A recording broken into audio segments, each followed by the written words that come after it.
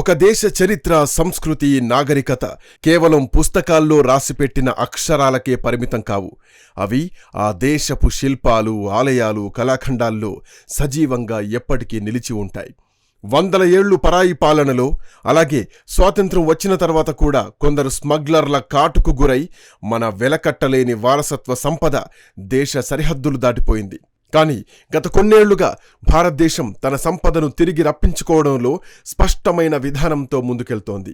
దీనిలో భాగంగానే ఇటీవల అమెరికాలోని మన్హాటన్ డిస్ట్రిక్ట్ అటార్నీ కార్యాలయం, హోంల్యాండ్ సెక్యూరిటీ వారు సుమారు 133 కోట్ల రూపాయల అంటే $14 మిలియన్ విలువైన 657 పురాతన కళాఖండాలను మన దేశానికి తిరిగి అప్పగించారు. దశాబ్దాల క్రితం మన దేశంలోని గుడులు, ప్రాచీన ప్రదేశాల నుండి వీటిని వైదొలిగించి బ్లాక్ మార్కెట్లో అమ్మేశారు. ముఖ్యంగా సుభాష్ కపూర్, నాన్సీ వీనర్ లాంటి అంతర్జాతీయ స్మగ్లర్లు నకిలీ పత్రాలు సృష్టించి వీటిని పశ్చిమ దేశాల్లోని మ్యూజియంలకు, ప్రైవేట్ కలెక్టర్లకు కోట్లాది రూపాయలకు అమ్మేశారు. ఇలా అమెరికా నుండి తిరిగొచ్చిన వాటిలో ఛత్తీస్గఢ్లోని రాయ్పూర్ సమీపంలో దొరికిన 16.5 కోట్ల రూపాయల విలువైన పురాతన అవలోకితేశ్వర కాంస్య విగ్రహం, 62 కోట్ల రూపాయల విలువైన అభయముద్రలో ఉన్న ఎర్ర ఇసుకరాయి బుద్ధుని విగ్రహం, అలాగే మధ్యప్రదేశ్ నుండి దొంగిలించబడిన నాట్యం చేస్తున్న గణేశుని విగ్రహం లాంటివి ఎన్నో ఉన్నాయి. ఇండియా ప్రైడ్ ప్రాజెక్ట్ లాంటి స్వచ్ఛంద సంస్థలు, ప్రభుత్వాల దశాబ్దన్నర కృషితో ఇది సాధ్యమైంది.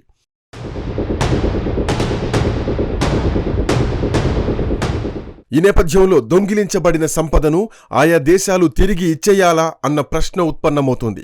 దీనికి సమాధానం 100% ఇచ్చేయాలనే చెప్పాలి. పశ్చిమ దేశాల్లోని అనేక ప్రసిద్ధ మ్యూజియంలు వలసవాద కాలంలో జరిగిన దోపిడీకి సజీవ సాక్ష్యాలు. వాళ్ళు వాటిని కేవలం కళాఖండాలని పిలవచ్చు, కానీ భారతీయులకు అవి సజీవ దైవాలు, మన పూర్వీకుల అస్తిత్వానికి ప్రతీకలు.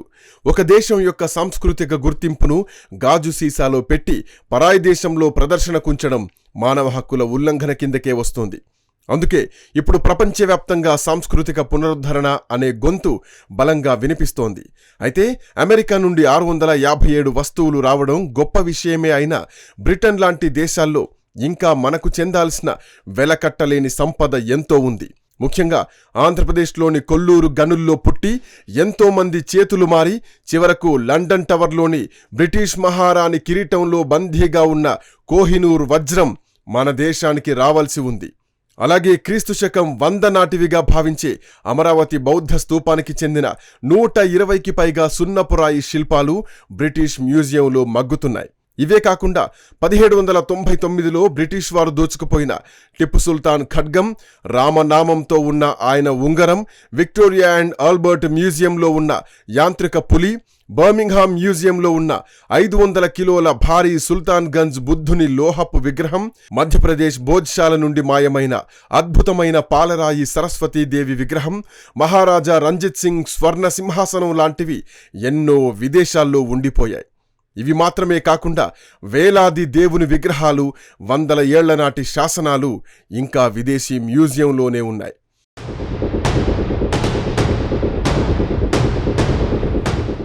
స్వాతంత్ర్యం వచ్చిన మొదటి దశాబ్దాలలో మన వారసత్వ సంపదను వెనక్కి తెచ్చుకోవడంపై పెద్దగా దృష్టి పెట్టకపోయినా 2014లో నరేంద్ర మోదీ ప్రభుత్వం అధికారంలోకొచ్చిన తర్వాత పరిస్థితులు మారిపోయాయి.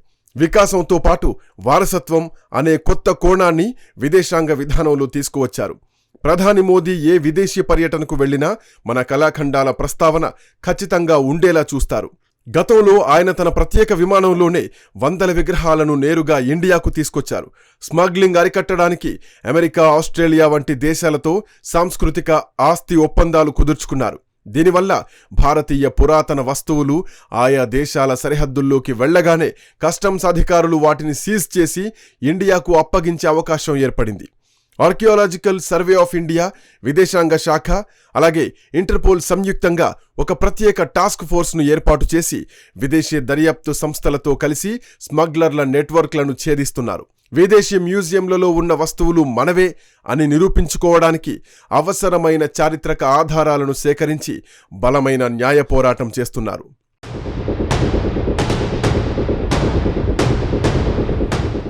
వీటి విలువ గురించి మాట్లాడుకుంటే గత 10 ఏళ్లలో మోదీ ప్రభుత్వం దాదాపు వేలాది కళాఖండాలను వెనక్కి రప్పించింది. ఒక్క అమెరికా నుండే గత కొన్నేళ్లలో కోట్ల విలువైన వస్తువులు రాగా తాజాగా వచ్చిన 657 వస్తువుల విలువ సుమారు 133 కోట్ల రూపాయలుంది.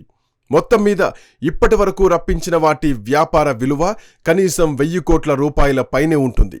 అయితే ఇంకా రావాల్సిన కోహినూర్ వజ్రం, అమరావతి శిల్పాలు లాంటి వాటి విలువ మార్కెట్ పరిభాషలో లెక్క కట్టలేం.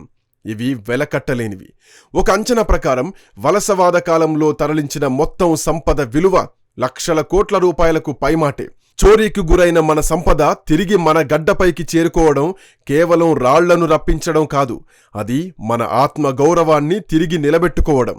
అడిగే ధైర్యం లేని స్థితి నుండి మావి మాకిచ్చేయండి అని గల్లా పట్టుకొని అడిగే స్థాయికి భారతదేశం ఎదిగింది.